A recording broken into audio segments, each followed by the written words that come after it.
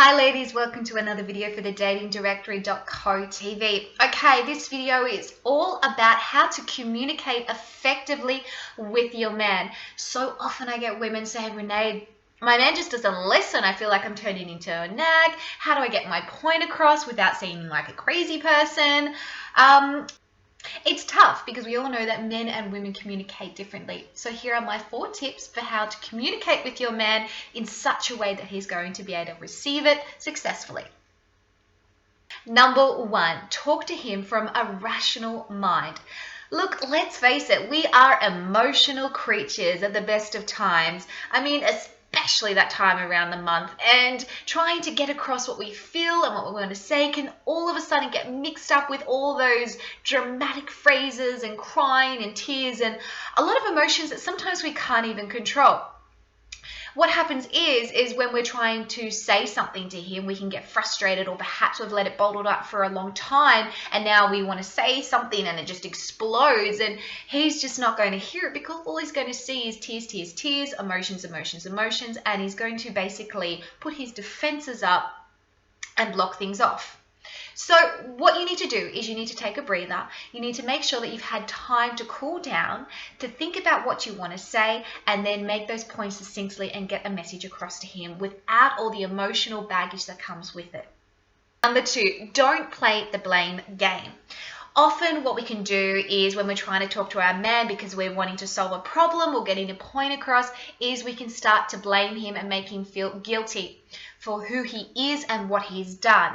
Now, what this does is when we start to point the finger at him and say, you don't do this and you don't do that and how come you, is he will get on the defensive, meaning he is honestly going to start to think that you're attacking who he is and that he isn't being man enough for you, which of course is not what you're trying to do.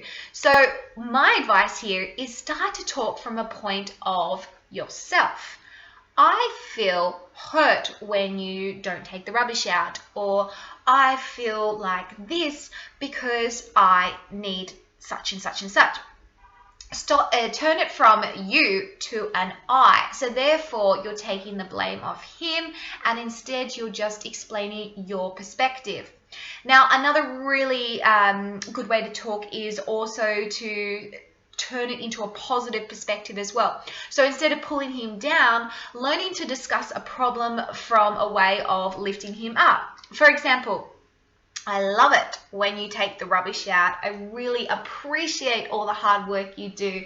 I think you're an awesome dad, but I feel sometimes that you don't see what I do as well, and it really hurts me because I know you're an awesome man, but sometimes I just think that you forget to do da da da. So what you're doing is you're not attacking him, so he's not going to get on the defensive, and you're also explaining your emotions and your feelings at the same time. Number 3, choose an appropriate time to have the conversation. You know, when he comes home from work, chances are he's not going to want to be just ear bashed, you know, with all our problems and, you know, everything else, because maybe for some of us it's been building up throughout the whole day and he gets home and we're just like, ah! Okay, this isn't going to work. What you need to do is you need to choose a time where you are both emotionally stable, where you're not stressed out, and where you feel that you're going to have less distractions so that you can actually have his attention. So not when he's at the gym, not when he's watching the footy, and usually not when he's, like I said, just come home from work. It might not be the ideal time for you, but if you want him to be able to receive what you have to say effectively, then you're going to basically have to put your own agenda on hold and wait for that right time to be able to communicate with him.